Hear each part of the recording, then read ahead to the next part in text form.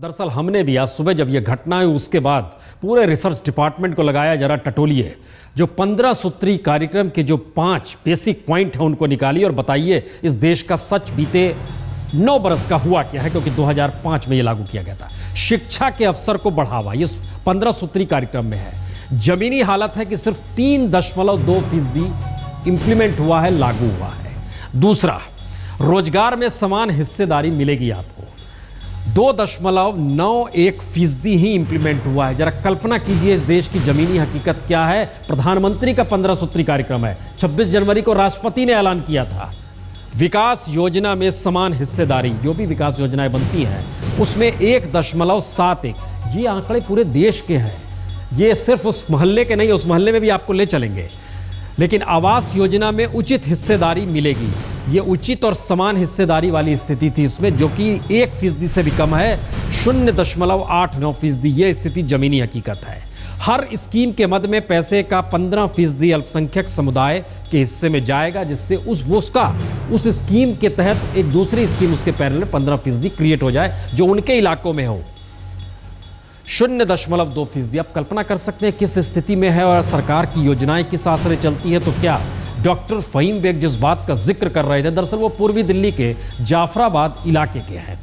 हमारे रिपोर्टर सीधे उस ग्राउंड जीरो पर पहुंच गए देखने के लिए हालात क्या है। आप भी चलिए देख लीजिए स्थिति क्या है।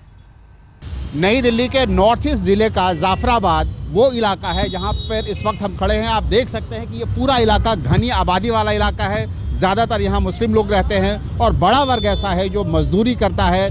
क्या हकीकत है उनकी शिकायत की, क्या हकीकत है, हम इस जानने की कोशिश करते हैं। यहाँ पर कुछ लोगों से बातचीत करते हैं। सर, एक गलियाँ बहुत गंदगी हो रही है, बहुत ज़्यादा यहाँ बन नहीं रही है सर। यहाँ नमाज़ पढ़ने में भी दिक्कत रहती है और बस सर, और क्या, सड़कों में पानी भरा रहता है सर। यहाँ कुछ है सर, सड़कों पर गलियों में कुछ इस तरीके से कोई बेहतर कुछ नहीं हुआ है, क्योंकि थोड़ा सारा जीनत महल स्कूल में बिल्डिंग का काम थोड़ा सारा कंस्ट्रक्शन हुआ है।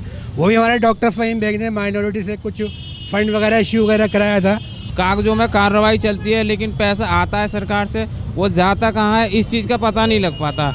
सरकार कहती है हमने इतना पैसा इन लोगों पे लगाया, लेकिन हम लोगों को कुछ फ़ायदा ही नहीं मिल रहा है इस चीज़ का। क्या करते हैं आप? पढ़ाई करते हैं मदरसे में। मदरसे पढ़ाई करते हैं। क्या यहाँ पे जो मदरसे की हालत है, स्कूल की हालत है, पहले से ठीक हुई है या वैसे की वैसे ही है? वैसे की कुछ भी नहीं हुआ? कुछ भी नहीं हुआ।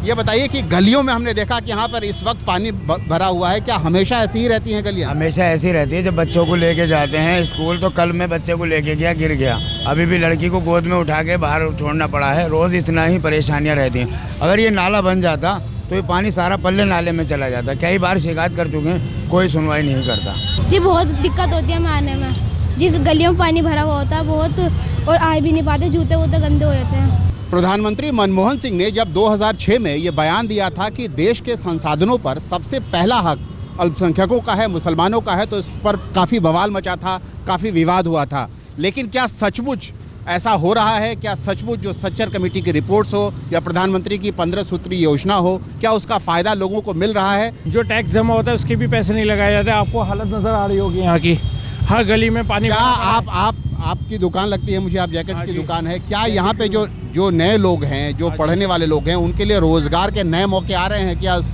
कोई मौके नहीं आ रहे जी, बिल्कुल कुछ मौके नहीं आ रहे। और सब बेकार की बातें, सब बातें करते हैं, कोई कुछ नहीं आता यहाँ पे करने। और हर गली में जाके देखो पानी भरा पड़ा है, वो गंदगी है, यहाँ तक के कस्टमर को आने की भी परेशानी हो जाती है यहाँ पर।